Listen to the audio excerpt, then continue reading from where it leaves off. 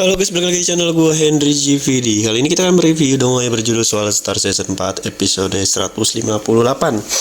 Yang dimana di sini kita sudah mulai ke art berikutnya, yaitu si Lu Feng ini udah keluar dari hasil pelatihannya dia ya. Ya meskipun ini dia baru dapat tugas lah ya dari perusahaan virtual dia sendiri yang dia latih. Di sini dia menjadi salah satu utusan untuk mengawasi universe dari planetnya sendiri ya. Yang di universe itu emang ada planet bumi, planet tempat Lu Feng sendiri. Nah, di sini si Lu Feng pun juga udah menjadi master domain. Nah, berarti kenapa alasan utusan itu harus udah jadi master domain dan lain-lain lah ya ranahnya. Mungkin takut musuhnya itu di atas rata-rata mereka ya.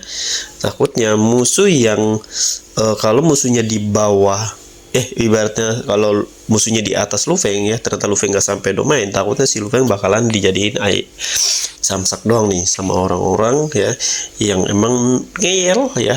Contohnya kemarin kalau gue liat nonton videonya yang barusan malah gue nonton si Lu Feng baru datang ya kan, udah nggak dihormatin sama salah satu mungkin orang terpengaruh di universe tersebut ya, yang dimana ternyata salah satu putri dari klan tersebut itu menyukai kakaknya dari Lu Feng, menjalin hubungan lah ya. Nah siapa sih namanya itu yang kakak apa sih, nama gue juga lupa ya, baru maksudnya udah lama dia nggak muncul lagi. Nah di situ menghina kakaknya si Lu Feng ini ya, padahal dia udah tahu identitas nggak tahu ya dia udah tahu apa belum ya, pokoknya dia menghina bahwa si kakaknya Lu Feng ini itu nggak punya keturunan yang bagus, asal dari mana juga nggak jelas lah, pokoknya dihina-hina. Nah di sini Lu Feng nggak terima dong, tapi untungnya si kakaknya ini ngecegah biar ini urusannya si raja aja. Tapi kalau menurut gua, kalau dia tahu ternyata si Lu Feng ini adalah adanya dari si cowok ini, mungkin dia nggak akan berani ngomong kasar seperti itu, karena dia tahu ternyata Lu Feng ini emang juara pertama ya di perusahaan virtual, yang dimana dia sekarang menjadi utusan yang mengawasi universe. Nah mungkin setelah universe-nya dia aman ya, menghormati Lu Feng dan keluarga dia, dan bumi nih ya, bumi udah mulai aman dan klan serangga atau serangga yang ada di bumi udah nggak ada, mungkin tugas Lu Feng nanti bakal ke universe lain. Nah di sini kerjaan Lu Feng sekarang kita udah tahu artnya, berarti ntar dia pindah ke berbagai universe, bukan hanya di universe ini. Jadi antar universe nih, bukan antar planet lagi ya, bukan antar planet lagi. Di sini sebenarnya Lu Feng mau mengawasi beberapa orang yang berpengaruh, mungkin takutnya ada konflik atau hal-hal yang keluar dari aturan, dan yang diawasin pun udah tahu nih ya, ternyata Lu Feng udah menjadi utusannya dan nggak bisa diremehkan gitu aja ya kan. Karena kalau sampai si Lu Feng ini kena, paling Lu Feng ini salah satu murid kesayangan dari raja apa ya namanya, gue juga lupa ya, dari raja apa. Jadi mereka juga nggak akan berani asal nyentuh Lu Feng, kecuali mereka punya pendukung-pendukung yang lebih kuat.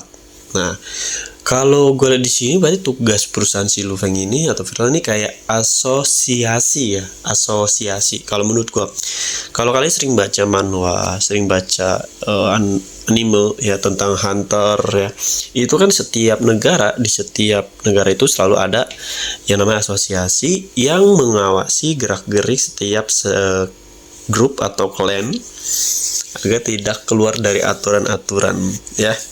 Nah menurut gua si Lu Feng ini adalah salah satu utusan itu sebagai utusan asosiasi di universe yang tugasnya mengawasi berbagai entah itu planet, entah itu klan, entah itu suku yang nantinya berpotensi melanggar aturan.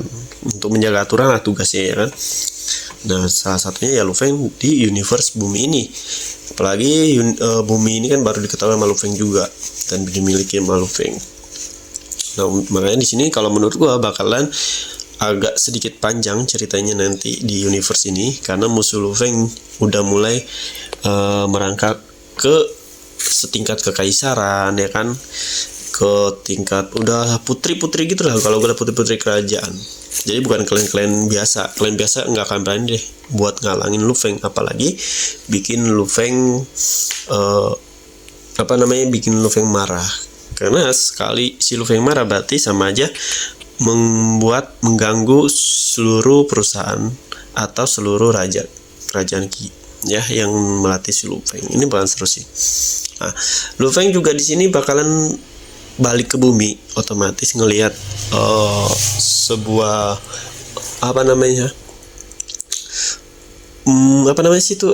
telur serangga yang lagi menetas ya. Kata gue nanti dia di situ harusnya dibikin cerita tuh, Lu Feng sama penulisnya, Lu Feng datang ke bumi ya sebagai utusan gitu deh. Maksudnya nanti si Lu Feng dipandang sama salah satu prajurit yang ada di bumi itu orang yang benar-benar kayak dewa lah ya, karena kekuatannya udah di master domain, itu yang pertama.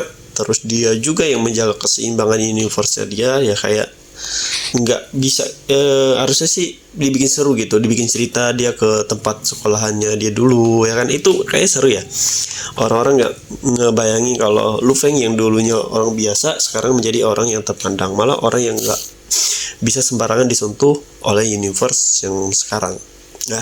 Kecuali ya kalau emang mau ada peperangan, apalagi gurunya si Lu Feng ini orang yang benar-benar terpandang lah ya, yang kekuatannya itu bisa sekali jentikan jari aja ngancurin universe atau seluruh planet. Apalah kelihatan ya pas dia bertarung sama si Medusa ya, yang roll waktunya aja sampai pecah retak-retak gitu, roll waktunya. Harusnya dibuat kayak gitu tuh. Gue pengen tahu kan, belum pernah tuh kita ngeliat temen-temennya seangkatan Lu Feng dulu ya kan, waktu di sekolah. Terus belum lagi anggota si siapa tuh, kakaknya Lu Feng yang masih hidup sampai saat ini. Ini bakalan seru sih menurut gua. Jadi dimana Lu Feng dulu yang merangkak dikit demi dikit biar menjadi orang yang terkuat di bumi, malah sekarang hampir menjadi orang terkuat di universe karena dia udah master domain ya. Meskipun nggak 100% dia yang terkuat, karena masih ada lagi kayak raja, terus belum kekaisaran. Yang paling seru nanti sih kalau dia ketemu sama putri kekaisaran yang dulu sering ngeburu dia. Gue pengen tahu tuh keseruannya ya kan. Apalagi dia sekarang udah menjadi orang yang benar-benar nomor 1 lah di perusahaan tersebut. Oke, mungkin cukup sampai sini. Jadi kalau kalian yang mau belajar desain ilustrasi, desain website, aplikasi UX UI, bisa cek di playlist YouTube gue, karena di situ gue juga ngajarin gimana caranya menghasilkan uang ya, menghasilkan uang dari desain ini, dan sekiranya bisa kalian pakai untuk kerja atau kerja freelance. Terima kasih yang udah nonton video gue. Sampai jumpa lagi di next video.